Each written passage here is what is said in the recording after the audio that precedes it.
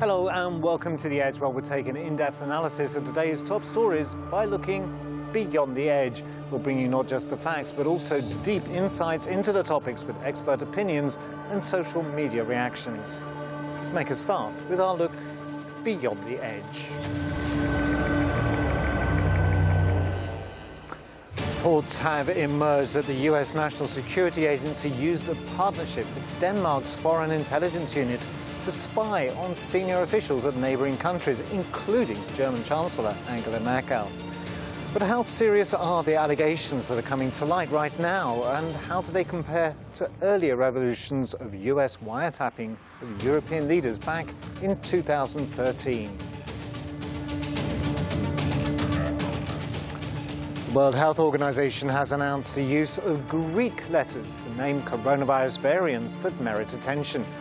The renaming of new coronavirus variants aims to prevent the use of the names of places where they're detected. Will this renaming prevent stigmatization and discrimination? And Japan's Naomi Osaka stunned the tennis world by withdrawing from the French Open after deciding to boycott post-match media duties, explaining that she's been suffering from depression for almost 3 years. How did the tennis community react to Osaka's decision? And why is she suffering from depression? These are the top 3 stories that we'll be taking a look at today from Beyond the Edge. Let's get started.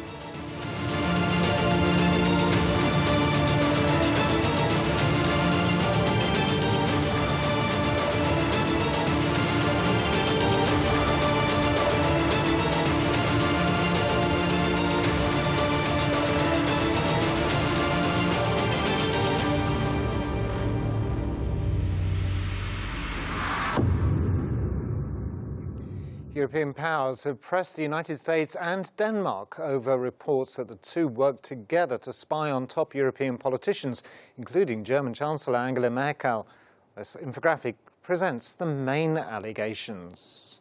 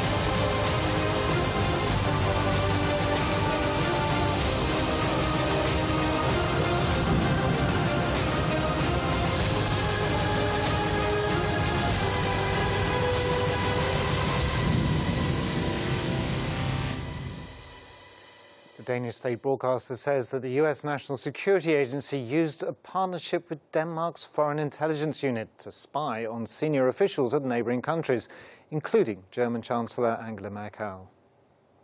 Denmark helped the US spy on Europe, including German Chancellor Angela Merkel.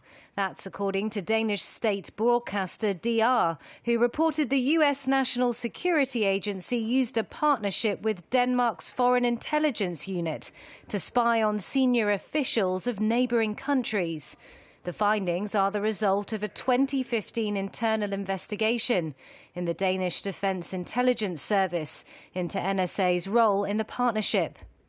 It covered the period from 2012 to 2014 and said the NSA used Danish information cables to spy on senior officials in Sweden, Norway, France and Germany.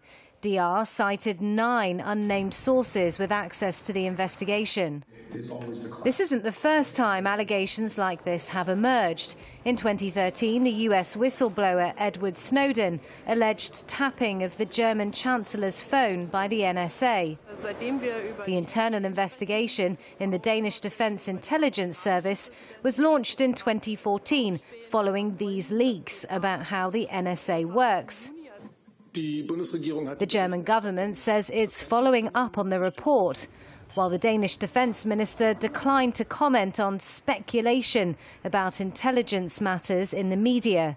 The media report said the NSA intercepted calls, text and chat messages to and from telephones of officials in the neighbouring countries. In Washington, the NSA and the Office of the Director of National Intelligence declined to comment.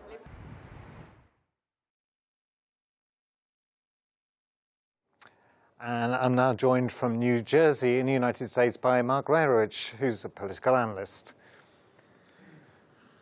Hi, Andy. Mark, thank you for joining me today here on The Edge. Now, the news in the last few days of the spying between Denmark and the United States on European allies. What do you make of this? Well, it's kind of peculiar because, I mean, doesn't this relate back? It's kind of an old story. I think this came out way back when. This relates to 2012 to 2014. This was a revelation by Edward Snowden, who I believe resides in Russia. Does that give you an idea about why this story becomes so important again? NATO summit coming up in June. I mean, what this is old news. And in fact, I mean, the question is, so what are we supposed to make of it? First of all, we don't know what was exchanged, and we never will know that. Secondly, countries, all the countries are doing this. The only countries that agree, I believe, not to spy at each other, maybe they do, are the Five Eyes, which is U.S., Canada, Australia, New Zealand, United Kingdom. But other than that, I think it would be a good supposition that there's a lot of this going on. And in fact, I guess the most expert on this are Russia and China. So I don't know why this becomes a big issue now in 2021. I mean, Merkel is even going out of the political picture at this time. And this is one of these, stories that just jumps up. I don't know what the timing means. I have no idea what the significance of it is. But to me, Andy, it's kind of an old story. I don't know. So one would be surprised if it wasn't happening. Maybe that's the story. Yeah, I mean, the world is quite turbulent. We live in a very dangerous world, and I think that I think it's a no-brainer, as we would say, that you have countries around the world trying to protect their interests by using these networks and these abilities, and the NSA, I think, is the top of the line in terms of being able to do this. And without comment, I don't know what they're looking at or what they were analyzing the headline being that the Europeans are very, very excited about this. Really? I mean, I don't think there's a story here. I mean, unless there's some specific thing that is at stake here. This type of stuff came out before and was a great big issue. Embarrassing, perhaps, but surprising? I don't see so. I don't think so. But the timing of it is significant. I don't know. Well, there was a quote from dear Mr. Snowden, who's accused US President Joe Biden of being deeply involved in this scandal the first time round. So might it just be that there's some sort of disinformation campaign or whatever to put Joe Biden's name in the mud? I'm happy you mentioned that because I forgot that. I saw that, and that, come on. I mean, let's get real here. I mean, Edward Snowden, okay, that's already a questionable thing. Mentioning President Biden and trying to, malign the president in terms of wrapping him into this thing, it's the height of absurdity. I mean, it's ridiculous. Edward Snowden, who's in Russia, believes that Joe Biden was integrally involved in something in 2013 or 2014. Really? I mean, he should stay in Russia, Mr. Snowden, and I don't think we should be interested in what he has to say. I think whatever he did, some people think he's a hero, but candidly, he violated the law in this country, and I think the similar laws exist in most democratic and civilized countries in the world, and now he's bringing this point out, and you say disinformation and misinformation. I mean, it's a malign effort to smear the reputation of the president, and I think it's outrageous. That's how I feel about it. Well, a lot of people might say that this is like the 11th commandment: thou shalt do all these things but not get caught.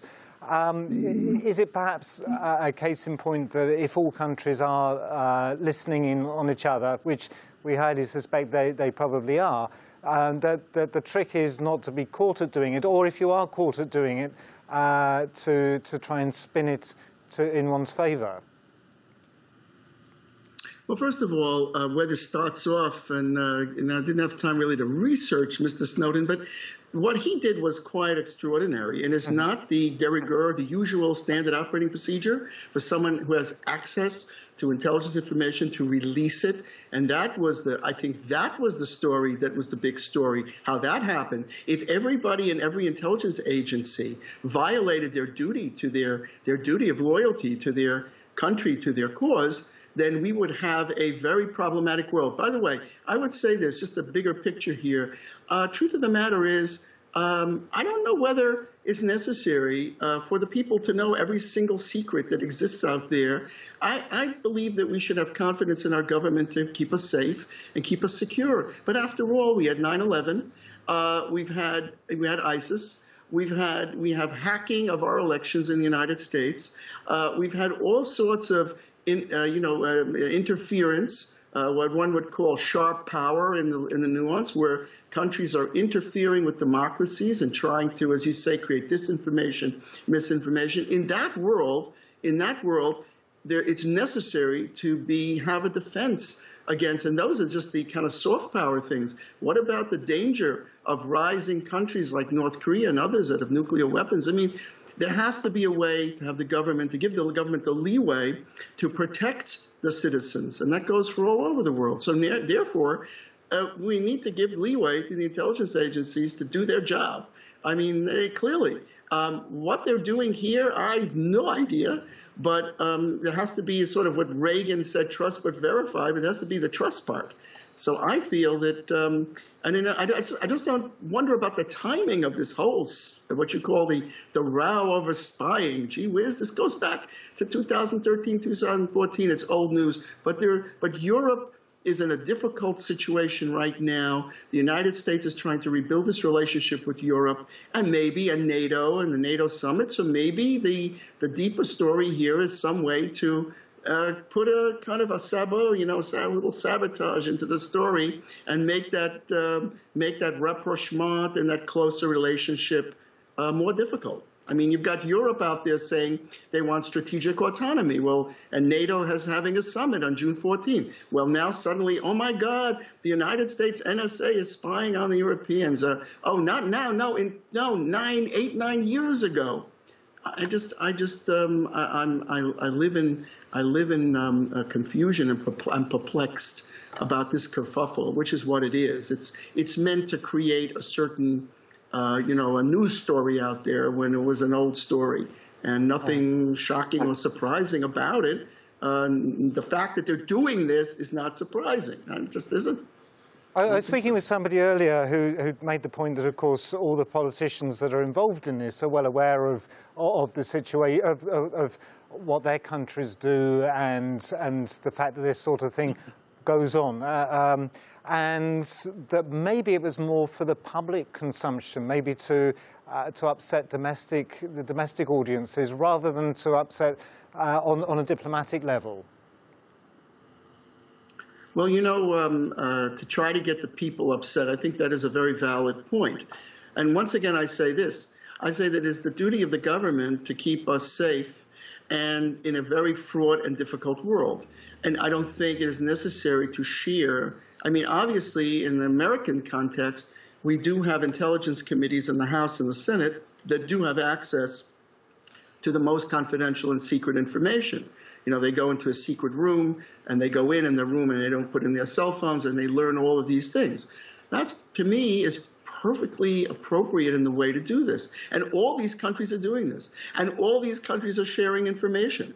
So in other words, do they think that people are going to get excited in a world where there's a necessity for self-preservation against real security threats? This is not imagined threats out there. The intelligence community is out there protecting the people of the nation. So I really think if you did a poll, I don't think people would be bent out of shape. Now, the idea of tracing phone calls of other leaders, look, let's face it, right? I mean, historically, let's say it's a good example, right? I mean, Stalin knew that the United States had the atomic bomb. I mean, is that a shocker? I mean, he knew it, he acted surprised, all right? He already had it, all right? I'm saying this type of thing goes on among nations historically all the time. And part of that, I'm not condoning what Stalin did in any way, and what Stalin did was not totally wrong 100%. But what I'm trying to say is that countries are doing this, and from the point of view of the democratic countries, it's done from the point of view of self-preservation. It's not, I don't believe it's done to act in a malevolent or interfering fashion.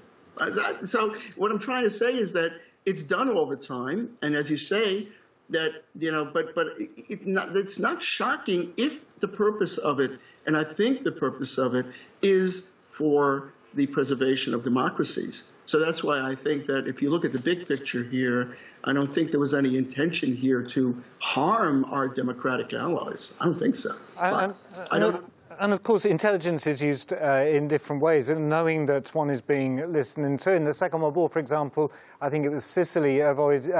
A huge battle was avoided in Sicily by misdirecting the Nazis through fake intelligence. A body of a homeless person was substituted for somebody who was supposed to have been a spy with fake documents on him. Exactly. So the intelligence is used as a diplomatic tool, if one could say, in some respects. But this does throw open a philosophical debate on whether we as individual citizens should have any privacy, or whether the intelligence communities around the world have the right to listen to everything, knowing at the same time that this is also used to prevent terrorism. So, do you think it's okay in the long run for everything to be open to everyone? Well, certainly not. I mean, I'm a lawyer, and I also believe in the law, and American law, and I'm sure there are laws around the world that are designed to protect our privacy. Our surveillance agencies, NSA, CIA, et cetera, I don't believe are authorized to just do, wholesale surveillance. There are FISA courts, there are courts, secret courts, admittedly, meant to investigate terrorism and things like that. And I think the United States, at least from my perspective, has been scrupulous in trying to preserve rights. And does that mean no one's rights are ever violated? I have no idea. I wouldn't have any knowledge of it. But the truth of the matter is that I think in America, the idea of spying internally or domestically is really a real no-no, a really, really not a good thing, and prohibited by law. And where it's permitted, where there is permitted intelligence and surveillance, it's done to root out criminality and terrorism. And to the extent that it follows the law, it's perfectly appropriate, and it's necessary. I mean, after all, it's not. I remember 9/11. Okay, I remember the day it happened. And once that happened, the world changed. The world changed to such an extent that you cannot sit around. And there, I have to say, Andy, that was an intelligence lapse. Mm-hmm. That was an intelligence lapse because the different agencies didn't put together the fact that these guys were, learning how to fly planes but not learning how to land them. I mean, not to rehash that. So in other words, the threats out there are real, and the external threats, and that's where you are focusing your attention. Now, why would the United States spy in 2014 to leaders like Angela Merkel is a completely impossible, imponderable thing to figure out. And by the way, we'll probably never figure it out because it's classified. And the truth of the matter is, honestly, in the scheme of things and the way the world is today with the pandemic, et cetera, honestly, is it so interesting? I mean, is it really? I mean, I didn't even see it. A lot of the, I'm looking in the paper and the networks and all that. I mean, the Snowden story, I agree with you, was a very, very big story. Why? Because this guy released all this information, and a lot of it was very embarrassing, particularly if you're looking at all these releases of classified information, a lot of it releasing of cables and things like that that's meant to be strictly confidential. There were very big embarrassments there, and this is another one. This is another embarrassment. Embarrassment, yes, but malevolent interference, aggressive action against an ally, I don't see it. That part I just don't see, unless there's something more about it. It's just something that happened, and it's part and parcel of the way the world has to operate today. Now, about the Five Eyes, I mean, there has to be intelligence cooperation among allies, and there is. And I'll bet you that a lot of the countries here that might be complaining about it would love to be part of the Five Eyes. They would like to be 6 eyes, 7 eyes, 9 eyes, 10 eyes. They would like to be in that network for their own self-preservation. So again, the answer to this question is controversial, but is it so problematic that it has to engender, at this point in time in 2021, with all the crises that we're presented with, I just don't put it up there. I put it up as a kerfuffle and something that came out, which is kind of an old story. I think we have to move on and, maybe do better in the future. Mm-hmm. But sometimes it's necessary to do things that might lead to embarrassment if they are disclosed. I mean, if you had everything like that happen in the world like that, I bet you, Andy, you'd be doing your program 24 hours a day. But the truth is, we don't know about it. And we don't want to hear me 24 hours a day either, I'm sure. I would love to. I would love to. But maybe if this is some part of a campaign, maybe originating through Snowden, from Russia, to sow discord between allies in Europe and the United States. There's also the broader question of how information is being shared through social networks. There's a different type of campaign. It's not about eavesdropping, but how America is accusing Russia at this time, particularly of the disinformation campaigns that it's been waging, first for the 2016 election and then through the 2020 presidential election, and at other times. So this could all be part and parcel of the same sort of thing, I imagine. Well, there's no question about it, but there's a bigger picture here, and that is this whole thing that I call sharp power, which is where Russia, China, and other countries are using media that you talk about, social media, academia, as a way to sow disinformation, misinformation in a democratic society. This is very, very problematic. That's the big story here, not this story, that story. The idea, I mean, we keep hearing these stories about, these agencies doing these, these malevolent things to European and American countries. So I think maybe the timing is the summit out there. I just don't know. But this is a real big problem, the interference in democracies. And again, democracies, and here is the bottom line, I have to say it. I don't believe it is, I don't think you can prove that any democracy ever waged war in another democracy. I think you can look at this historically. Our allies are our friends. The Europeans are the friends of the United States. Does that mean we never make a mistake? You have friends. Sometimes you make a mistake with a friend, but they're friends. They're our allies. And we trust them and they trust us. And sometimes things diverge. But I think your point is well taken that this one, the timing of it is bizarre. And of course, the most important word is one that you just used a couple of times: trust. That in order for democracies and for society to operate smoothly, people need to trust. People need to trust their governments. People need to trust the security officers who are looking after them. They need, at a personal level, you need to trust the people around you, but also at a societal level, you need to trust those that are supposedly looking after you. Well, I think at the same time, this story comes out and then it sort of impacts these different countries and their agencies working with the United States, with Germany, Denmark. Denmark especially was on the hot seat on this one. Mm-hmm. I mean, we have to work together, and the intelligence agencies have to work together, and that's just to be able to prevent, catastrophic events. And that, to me, is the bigger story. That's the important story, and I don't think the average citizen wants the job of monitoring this. I mean, as you said, we need to, delegate a lot of responsibility to our government and hope and pray that they will do the right thing, especially in a world that is so challenged now with pandemic, economic crisis, and so forth. And maybe this is somebody's thinking, gee, wouldn't it be a nice thing to bring up a story like this from 9 years ago or 8 years ago? Again, I believe the alliance with Europeans, are very difficult. We're in difficult times here. Europe wants to do its own thing. Europe wants strategic autonomy.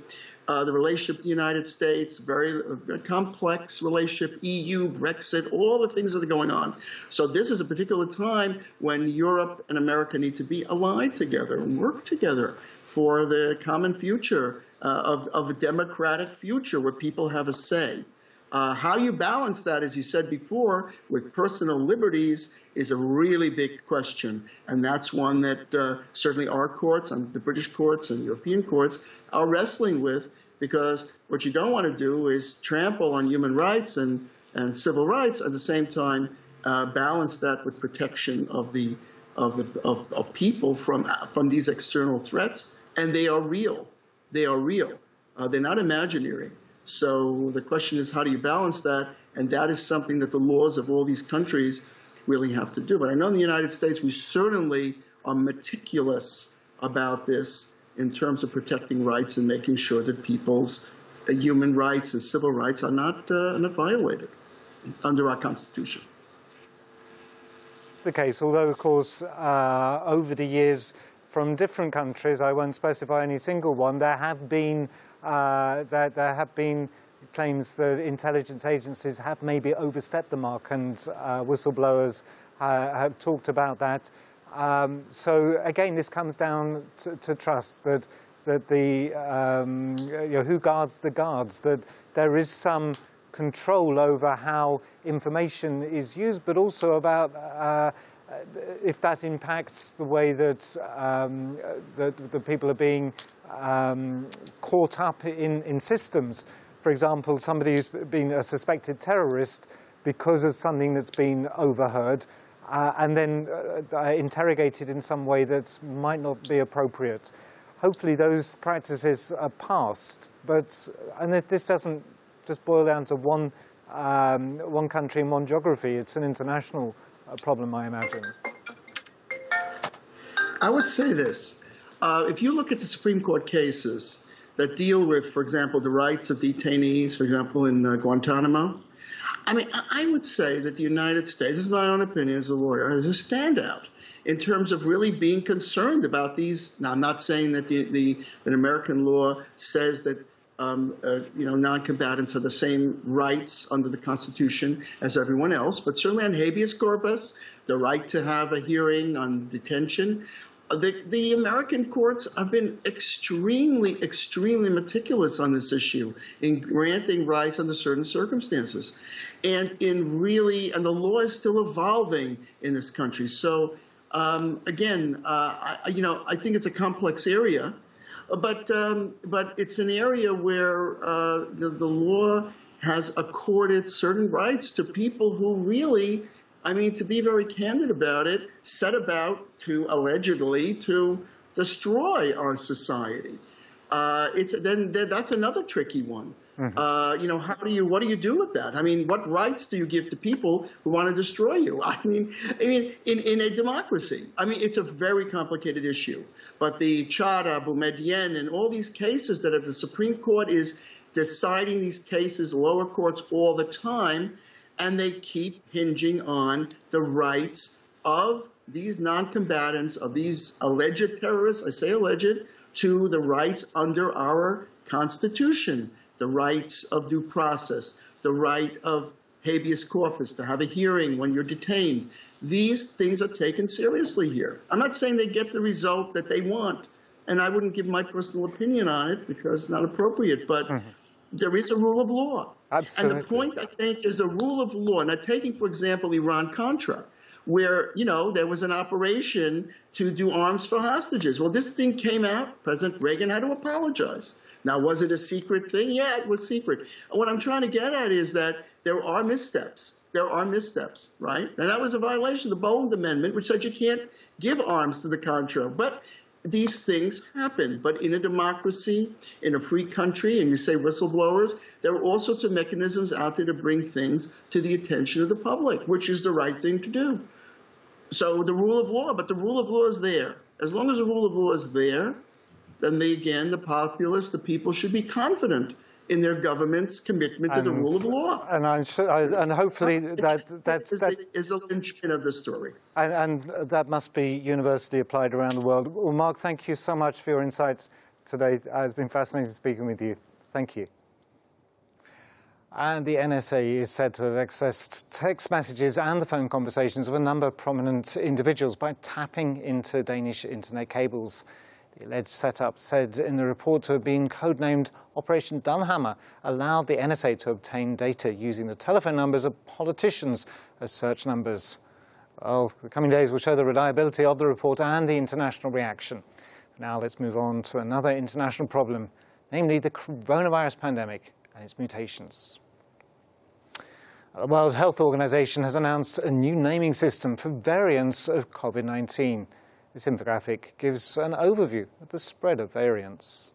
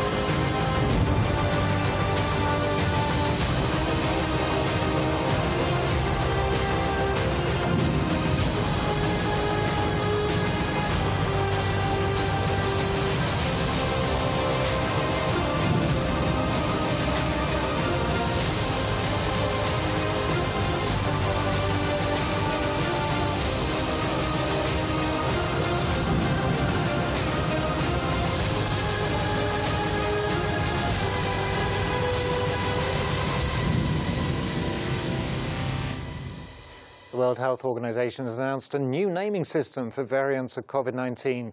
From now on, the World Health Organization will use Greek letters to refer to variants first detected in countries like the UK, South Africa and India.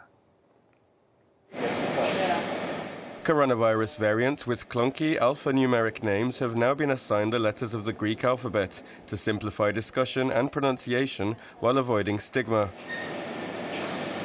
The WHO revealed the new names amid criticism of those given by scientists to strains such as the South African variant. Since the pandemic began, the names people have used to describe the virus have provoked controversy. Former US President Donald Trump called the new coronavirus the China virus, raising concern he was using the name as a political weapon to shift blame to a rival nation. The World Health Organization, which has urged people not to use language to advance COVID-19 profiling of people or nationalities, has also said that people should avoid using country names in association with emerging variants. The 4 coronavirus variants considered of concern by the UN agency and known generally by the public as the UK, South African, Brazilian and Indian variants have now been assigned the Greek letters Alpha, Beta, Gamma and Delta, respectively, according to the order of their detection. The World Health Organization said that no country should be stigmatized for detecting and reporting variants and called for robust surveillance of variants and the sharing of scientific data to help stop the spread. The coming days will show if these new names will prevent people from attaching the variants to countries. And now our final topic, world tennis number 2. Naomi Osaka has withdrawn from the French Open after controversy over her refusal to speak to the media at the tournament. Who is Naomi Osaka and how did she become so successful? Our following infographic explains.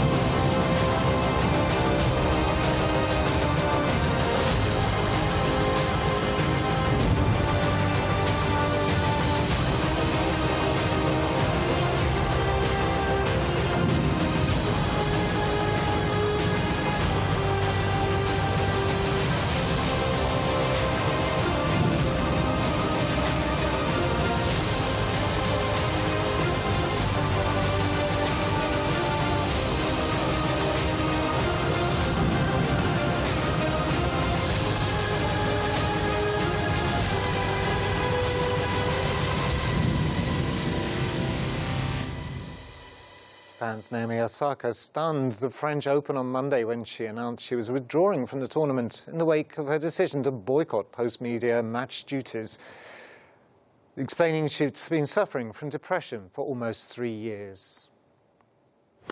Naomi Osaka said on Monday she was withdrawing from the French Open and wrote on Twitter that she would be taking some time away from the tennis court. A stunning move by the four-time Grand Slam champion, who also said she had, quote, suffered long bouts of depression. Her decision came a day after she was fined $15,000 for not holding a press conference after winning her first-round match. Officials also threatened to expel her from the French Open and future majors if she continued to refuse to attend news conferences after her matches. But on Monday, the world number 2 decided to take matters into her own hands to end the standoff, saying in a post on Twitter, quote, "This isn't a situation I ever imagined or intended when I posted a few days ago. I think now the best thing for the tournament, the other players, and my well-being is that I withdraw so that everyone can get back to focusing on the tennis going on in Paris." Osaka, one of the biggest names in women's sports, went on to say she had suffered from depression since the U.S. Open in 2018, which she won by beating Serena Williams in a controversial match.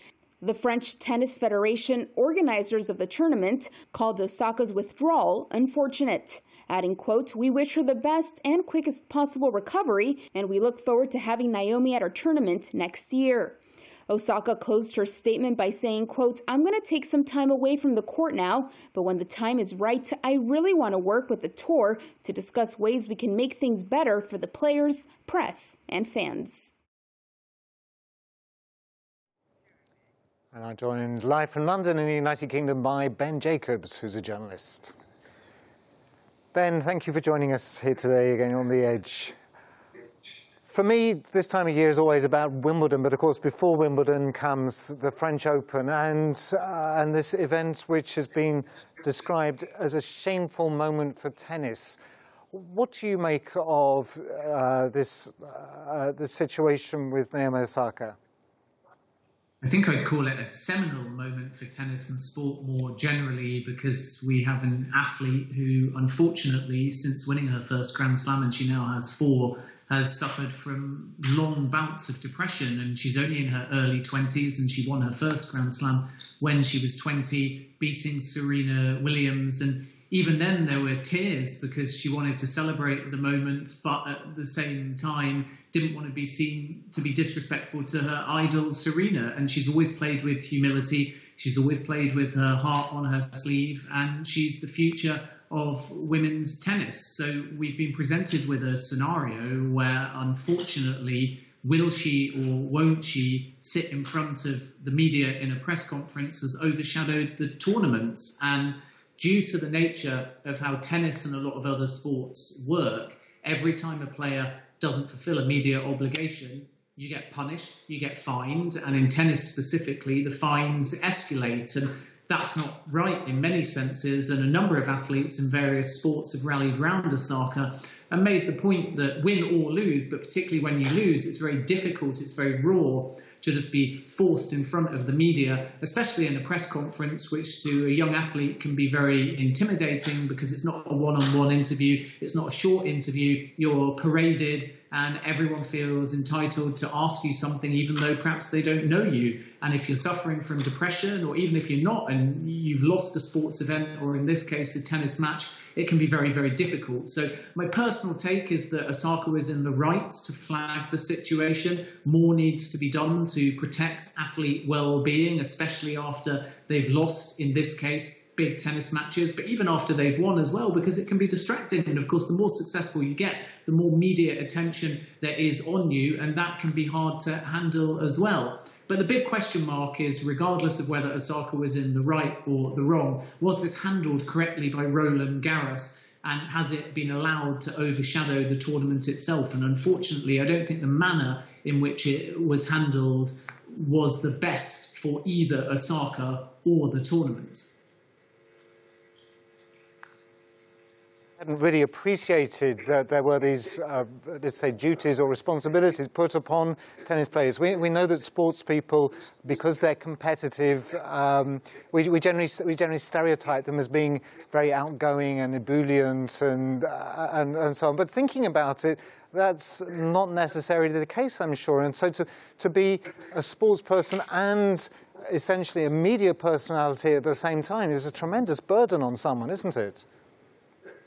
Absolutely, and an athlete won't necessarily want to come out and say, like Osaka has now bravely done, that she suffered from bouts of depression. And a part of that is why there was such a mixed reaction originally to when Naomi Osaka said before the tournament she wouldn't be doing any media obligations because the full picture wasn't known at that point. And you have to respect the fact that our athletes are public and have very often that sort of superhuman quality. So when we're looking at them from the outside in, we see what they're doing, in this case on the tennis court, we see how they conduct themselves on social media, but it's not actually the reality. And it can be very difficult for all athletes, whether they're winning or they're losing, to handle the kind of media attention, which, as I said just a moment ago, grows exponentially as an athlete does better. So that has a volume of requests and a volume of stress. And then when they do worse, there might be a bit less media attention at times, but the questions get harder and harder to deal with. And it can just be distracting. It can derail different characters, particularly when they're not used to it, particularly when they're young. And I think that in individual sport in particular,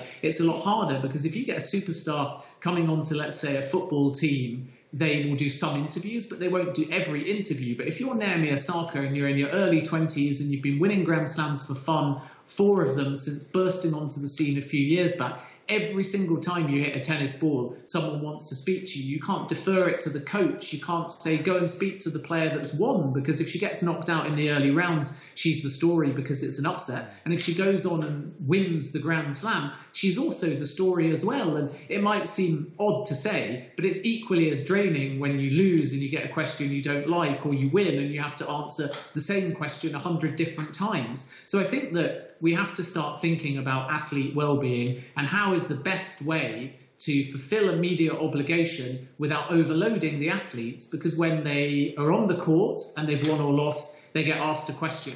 And then in all likelihood, they'll get asked the same question again when they go into the broadcast area, then into the mix zone, then into the radio zone. And suddenly, without really having a shower or a conversation with their loved ones or taking a breath or having something to eat, they're in a press conference with 50-odd people. And guess what? They're asked the same questions over and over and over again. And it will eventually be infuriating. And maybe they brush it aside because they're doing well, or maybe they brush it aside because they just think it's my obligation. And I think that's where Osaka has been so pivotal in actually standing up against the established routine and effectively calling it unfair and old-fashioned and detrimental to her mental health, because now tennis and maybe sport at large is going to have to think about how best to change, because other athletes are inevitably going to follow suit.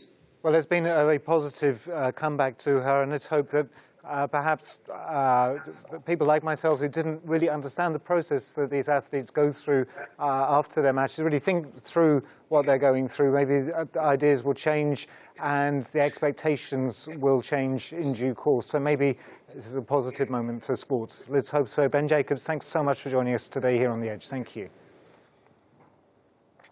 Now, Osaka received a lot of support from fellow players and athletes over her decision to boycott news conferences. They also criticised Sunday's strongly worded statement by the sports governing bodies, which threatened her with expulsion from future Grand Slams over her decision, despite it being based on seeking to protect her mental health. Coming days will show whether there will be any other consequences for Osaka. Now, today, our analysts have provided their insights on today's top stories. So let's have a roundup of what they said.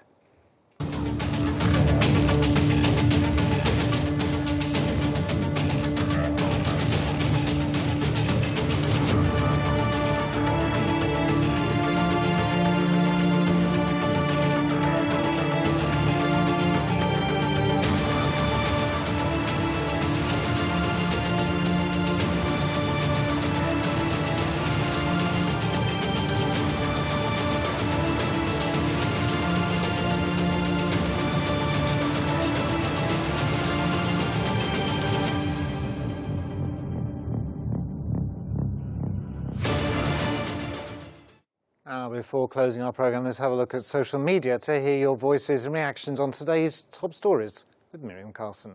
Miriam. Thank you, Andy. Today's trending topic on social media. Let's take a look at some of the comments with the hashtag NAOMI OSAKA.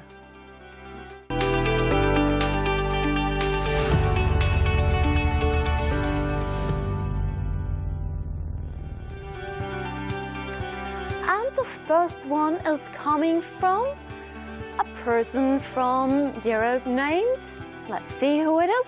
Oh, HK, and she is writing, please respect someone's mental health. Earlier, NAOMI OSAKA was fined with $15,000 for not attending mandatory press conference. Now she withdrew from French Open despite clearing first round organizers. Lack basic empathy. Shame on you guys, and good luck with your future, NAOMI OSAKA.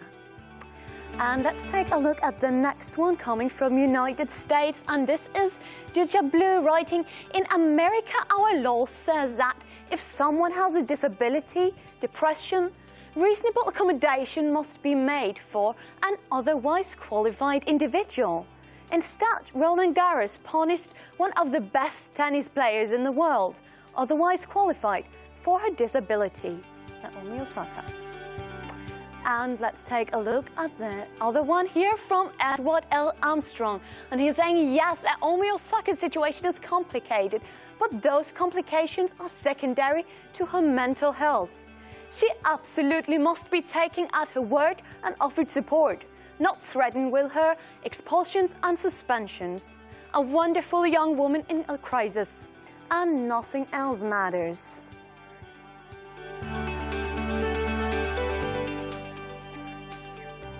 And now we're taking a look at the video of the day, which shows plea of displaced Iraqi families who are suffering after a camp closures.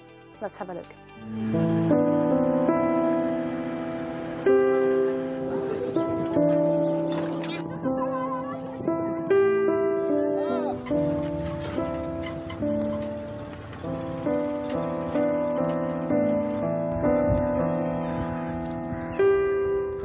بيوت رايحة والكهرباء ماكو، مي ماكو، طريق ماكو.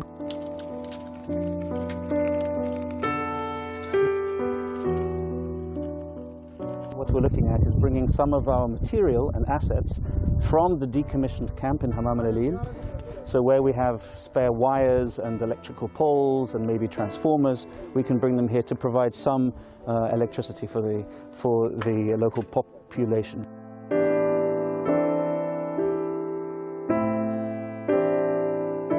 لعل الله يحنن الكل ما يجيونا انهم يساعدونا بهذه المساله، الطريق، الماء، الكهرباء، البناء، فحاله ماساويه هسه.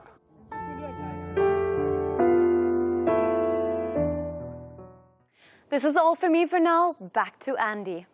Thank you. And that's all for this episode of The Edge with me, Andy Boyns. Stay tuned, as we'll be back tomorrow with more in-depth analysis on the top stories and a look beyond the edge.